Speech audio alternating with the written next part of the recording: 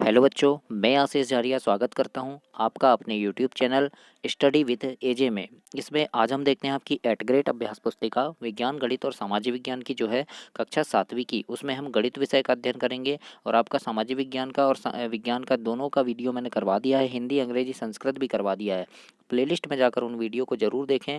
और आपके एग्ज़ाम के समय मैं बहुत ही महत्वपूर्ण प्रश्नों की एक सीरीज़ लेकर आऊँगा, वीडियो बनाऊँगा, तो वो प्रश्न आपको मिल सकें। इसके लिए चैनल को सब्सक्राइब करना, ताकि मैं जब भी वो वीडियो डालूँ तो आपके पास नोटिफिकेशन पहुंच जाए और आप उनको देख सकें और परीक्षा के समय आपकी तैयारी बहुत अच्छे से हो सके। आज हम इस वीडियो में देखते हैं अध्याय नंबर 6, त्रिभुज और उसके गुण। इसके हम प्रश्नों को हल करेंगे, कैसे लिखना है आप अपने सटीक आंसर में आपको बताऊंगा। तो आइए देखते हैं। सबसे पहला प्रश्न है, आकृति में अज्ञात x का मान ज्ञात कीजिए। q बराबर 30 अंश दिया है, x बराबर नहीं दिया है, तो यहाँ अज्ञात है तो इसको हमको ज्ञात करना है। तो यहाँ पे हम लिखेंगे कि जानते हैं कि त्रिभुज के तीनों कोणों का योग होता है 180 अंश। हमें पता है बच्चों, इतना होता है। तो x अंश धन, अब देखो ये तो समकोण है, p हमको पता है समकोण, तो 90 अंश का होगा। और ये है 30 अंश, है ना।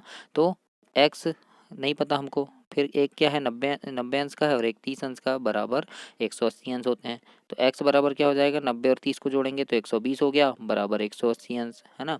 तो x बराबर क्या हो जाएगा, 180 तो पहले से यही है। 120 को हम इसके इधर ले जाएंगे तो ये धन का ऋण हो जाएगा, तो 180 ऋण 120 जब घटाएंगे तो कितना आएगा, 60 अंश आएगा। तो x बराबर क्या आ गया हमारा आंसर, x बराबर 60 अंश, यही होगा हमारा आंसर। तो इस प्रकार से आपको प्रश्न नंबर पहला हल करना है। इसके बाद अगला देखते हैं प्रश्न नंबर दूसरा। दूसरा प्रश्न है कि त्रिभुज ए बी सी की सभी भुजाएं एवं शीर्ष लिखिए। तो त्रिभुज ए बी सी की सभी भुजाएं और शीर्ष लिखना है। तो शीर्ष हम लिख दिए, क्या है, ए शीर्ष है, बी शीर्ष है और सी शीर्ष है, ये लिख दिए। अब भुजाएं क्या है, तो अब हमको भुजाएं बताना है। तो भुजाएं क्या हो जाएगी, भुजाएं हो जाएगी, ये ए बी भुजा हो गई, है ना। उसके बाद ये बी सी भुजा हो गई, है ना। और ये क्या हो गई, ये सी ए भुजा हो गई या ए सी भुजा हो गई। तो इस प्रकार से भुजाएं आपको लिखना है और शीर्ष बताना है। प्रश्न नंबर तीसरा है, किसी त्रिभुज में शीर्षलंब को आकृति बनाकर प्रदर्शित कीजिए। इसमें हमको शीर्षलंब आकृति, तो मैंने यहाँ एक त्रिभुज बनाया है और ये देखो ये शीर्षलंब है, इसको आकृति बनाकर हमने प्रदर्शित कर दिया। और यहाँ लिख दीजिए कि शीर्षलंब ए डी है ना। ये त्रिभुज बनाया है ए बी सी और इसमें शीर्षलंब क्या हो गया, ए और डी। तो इस प्रकार से आपको लिखना है। प्रश्न नंबर चौथा है आपका कि आकृति खींचकर पुष्टि कीजिए कि समद्विबाहु त्रिभुज में एक शीर्षलंब एवं बद्धी का एक ही रेखाखंड हो सकता है। तो देखिए यहाँ पे मैंने एक त्रिभुज बनाया है इस प्रकार से, और ये त्रिभुज है ए बी सी, और इसमें क्या हुआ, मैंने एक लंब डाल दिया है ना, लंब। तो ये क्या कहलाता है, मध्य का भी कहलाता है। ये हमको सिद्ध करना है। तो हम यहाँ पे लिखेंगे हल में, माना कि त्रिभुज ए बी सी एक समद्विबाहु त्रिभुज है। तो है ये समद्विबाहु त्रिभुज, क्योंकि दोनों भुजाएं बराबर है ना। मतलब 20 से अगर एक रेखाखंड कीजिए तो दो त्रिभुज बराबर बनेंगे। तो लिख दिए जिसकी भुजा ए बी बराबर ए सी है ना, ये ए बी बराबर ए सी है। त्रिभुज की मध्यिका ए एम है, तो ये ए एम क्या है, त्रिभुज की मध्यिका है। अब चांद की सहायता से ए एम सी मापते हैं, है ना। हम क्या मापेंगे, ए एम सी, मतलब ये वाले त्रिभुज को हम चांदे की सहायता से नापेंगे कितने अंश का है ना। फिर मापने पर क्या हुआ, ए एम सी बराबर 90 अंश मिला हमको, है ना। ए एम सी बराबर 90 अंश मिला। तो फिर क्या हुआ, अब हम ए एम बी को नापेंगे तो एम बराबर भी इधर भी 90 अंश होगा, है ना, क्योंकि 180 अंश होता है। 90 बराबर 9, यानी 90 बराबर 90, दोनों 90 होंगे। तो हम क्या लिख देंगे यहाँ, ए एम लंब है बी सी में, है ना। अतः क्या हो जाएगा, ए बी सी की ए एम शीर्षलंब और मध्यिका दोनों ही हैं। इस प्रकार से हम प्रश्न नंबर चौथे का आंसर लिखेंगे। इसके बाद हम अगला देखते हैं बच्चों, प्रश्न नंबर 5वां, आकृति में x का मान ज्ञात कीजिए। यहाँ पे 30 अंश दिया है, ये 40 अंश दिया है।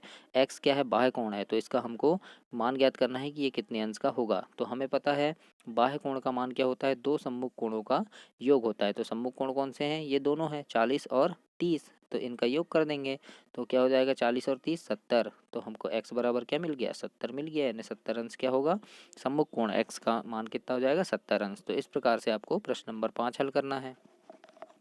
प्रश्न नंबर 6वां देखते हैं। 6वां प्रश्न है, एक त्रिभुज का कोण 80 अंश है तथा शेष दोनों कोण बराबर हैं। बराबर कोणों में से प्रत्येक की माप ज्ञात कीजिए। तो हल में लिखेंगे बच्चों, माना कि दोनों कोण x हैं, दोनों कोण क्या हैं, x हैं। तो त्रिभुज के तीनों कोण का योग कितना होता है, 180 अंश होता है, हमें पता है। तो प्रश्न अनुसार x धन x, मतलब दोनों कोण एक्स है और एक कोण तो दिया है 80 अंश, तो एक्स धन 80 है ना, 3 कोण हो गए बराबर कितना होगा 180 अंश। तो 2x धन 80 बराबर 180 अंश, तो 2x बराबर क्या हो जाएगा 80 को इधर ले आएंगे तो 180 माइनस 80 हो जाएगा ये, है ना। तो 2x बराबर क्या हो गया 180 में से 80 घटा दिए तो 100 बच गया। तो x बराबर क्या आ जाएगा 100/2, तो काट दो इसको, 2 एकम 2 और ये 50 बार, है ना। तो x बराबर आ गया हमारा 50। तो इस प्रकार से प्रश्न नंबर 6 का उत्तर आपको लिखना है, हल ऐसे इसको, इस गणित को ऐसे हल करना है। बच्चों आपके एग्जाम पेपर के समय में बहुत महत्वपूर्ण प्रश्नों की एक वीडियो बना के लेके आऊँगा, तो उनको देखने के लिए आप चैनल को ज़रूर से सब्सक्राइब करना ताकि वो आपको मिल सके। आइए जानते हैं प्रश्न नंबर 7। एक त्रिभुज की दो भुजाओं की माप 12 सेंटीमीटर तथा 15 सेंटीमीटर है। इसकी तीसरी भुजा की माप किन दोनों मापों के बीच होनी चाहिए। तो देखो, त्रिभुज की दो भुजाओं का योग तीसरी भुजा से अधिक होता है, ये तो पता है हमको, है ना। दो भुजाओं का योग तीसरी भुजा से अधिक होता है, अर्थात किसी तीसरी भुजा 12 धन 15 बराबर क्या हो जाएगी 27 सेंटीमीटर से कम। ये 12 दिया है और ये 15, तो 12 धन 15 क्या हो गया 27 सेंटीमीटर, तो इससे कम होगी, है ना, होगी। और तीसरी भुजा दी हुई भुजा के अंतर से अधिक होना चाहिए, यानी तीसरी भुजा जो होनी चाहिए वो जो दी हुई भुजा है, मतलब 27 जो है, यानी दोनों भुजा जो दी है हमको 12 और 15, इनके अंतर से कम होना चाहिए, है ना। तो इनका अंतर क्या हो जाएगा, अंतर मतलब 12 और 15 को घटाएंगे तो 3 सेंटीमीटर आएगा, यानी 3 सेंटीमीटर से अधिक होगी, है ना। तो अतः हम क्या लिख देंगे, तीसरी भुजा की माप 3 सेंटीमीटर से अधिक तथा 27 सेंटीमीटर से कम होनी चाहिए। तो इस प्रकार से आपको प्रश्न नंबर 7 का उत्तर लिखना है। 8वां प्रश्न है, एक त्रिभुज की भुजाएं 3 सेंटीमीटर 4 सेंटीमीटर और 5 सेंटीमीटर लंबी है। निर्धारित कीजिए कि क्या वह एक समकोण त्रिभुज है। तो हमको ये देखना है, तो समकोण त्रिभुज होगा यदि क्या होगा, पाइथागोरस प्रमेय लगाएंगे। पाइथागोरस प्रमेय क्या होता है, कर्ण वर्ग बराबर लंब वर्ग धन आधार वर्ग, है ना। ये मान लो एक त्रिभुज है ना, ये कितना है 5 है, ये 4 है और ये 3 है, तो इनका सबका वर्ग होगा। तो हमने क्या कर दिए, 5 का वर्ग 4 का वर्ग और 3 का वर्ग कर दिए। तो 5 का वर्ग होता है बच्चों 25, 5 25, 4 का वर्ग होता है 4 चौके 16, 3 का वर्ग होता है 3 तिरका 9, तो ये 25 आ गया और ये 16 और 9 25 आ गया दोनों, 25 बराबर 25। तो हमको क्या पता चल गया कि हाँ यह समकोण त्रिभुज है। इस प्रकार से इसको हल करना है प्रश्न नंबर 8 को। चैनल को जरूर सब्सक्राइब कर देना बच्चों, ताकि आपको लाइफ टाइम ऐसी वीडियो देखने मिलती रहे। आइए देखते हैं 9वां नंबर का प्रश्न। एक पेड़ भूमि से 5 मीटर की ऊंचाई पर टूट जाता है ना, उस एवं उसका ऊपरी सिरा भूमि को उसके आधार से 12 मीटर की दूरी पर छूता है। पेड़ की ऊंचाई ज्ञात कीजिए। मतलब जैसे ये पेड़ ये है ना, ये पेड़ खड़ा है। अब क्या हुआ, पेड़ मतलब इतना लंबा है, लेकिन वो यहाँ से टूट गया, तो ये आके ऐसे गिर गया, ऐसे छू गया भूमि पर, तो यहाँ क्या बन गया, एक त्रिभुज बन गया, है ना। इस प्रकार से ये एक त्रिभुज बन गया। तो उसी को पूछ रहा है ये। तो हम लिखेंगे आकृति में BC पेड़ का आधा भाग है। मान लो ये BC क्या है, ये पेड़ का आधा भाग है, यानी आधा भाग जो बचा हुआ है वो, है ना। और CA पेड़ का टूटा भाग है, मतलब यहाँ से अगर पेड़ ये क्या है BC पेड़ का आधा भाग है, अब CA मतलब यहाँ से टूट गया तो टूट के वो ऐसा गिर गया, तो ये क्या हो गया CA टूटा हुआ भाग हो गया, है ना। तो आधार क्या बन जाएगा फिर इसका, BA बन जाएगा। तो इस प्रकार ABC B पर समकोण है, ये B पर क्या है समकोण है, यहाँ समकोण बनेगा, है ना।